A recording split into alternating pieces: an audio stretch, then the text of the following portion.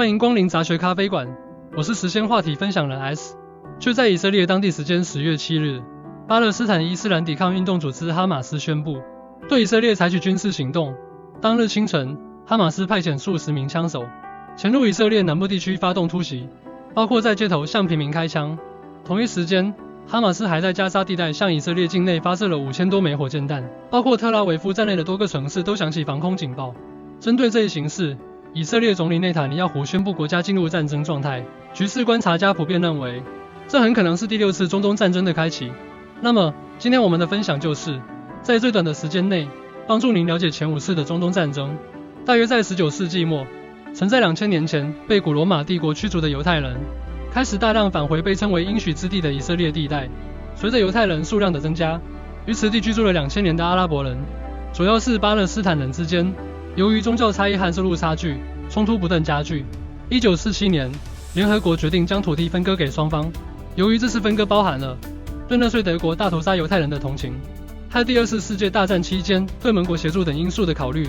结果是犹太人获得了更多的约56%的土地。这一结果遭到了巴勒斯坦人和阿拉伯国家反对。基于这一分割决议，犹太人在1948年建立了以色列国，由此引发了后续的一系列战争。1948年5月15日凌晨，在以色列建国的次日凌晨，包括埃及在内的阿拉伯国家联盟的7个成员国共集结军队4万多人向以色列发起进攻。这就是第1次中东战争。尽管战争初时以色列势单力薄，但是最终取得了大胜，并占领了巴勒斯坦总面积的80%。1956年7月，由于埃及宣布苏伊士运河国有化，引起了国际上的强烈反弹。同年10月29日，英国、法国和以色列攻击埃及，这便是第2次中东战争，也被称为苏伊士运河战争。以色列侵入了加沙地带和西奈半岛，并迅速向运河区挺进。然而，由于最终遭到了美国、苏联等国际舆论的谴责，这3个国家被迫撤军。1964年，随着巴勒斯坦解放组织的成立，对以色列的反抗活动也愈烈。1967年4月7日，戈兰高地的叙军向以色列定居点开火，由此爆发冲突。6月5日早晨8时45分，以色列对埃及、叙利亚和约旦的空军基地进行了突袭，只用了6天就结束了战斗。以色列占领了西奈半岛、戈兰高地和约旦河西岸，再次大幅扩大了领土。这就是第3次中东战争，又称6日战争。1973年10月，为了夺回在6日战争中失去的领土，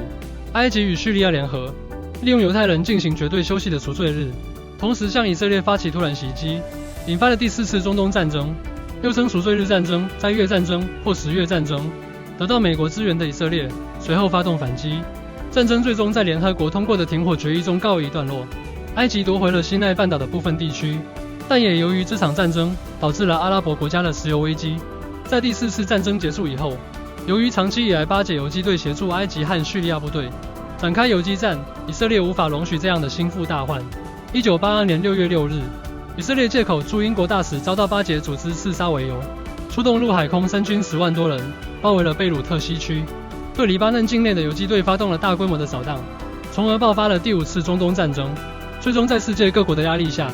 巴解组织和以色列先后撤出了黎巴嫩。继不久前的俄罗斯入侵乌克兰之后，巴以又再次爆发军事冲突。作为地球的一员，我们只希望战争能尽快结束，希望无辜牺牲的逝者能够安息，希望和平能够早日恢复。这就是今天的分享，感谢您的观看，并请点赞关注，我们下期再见。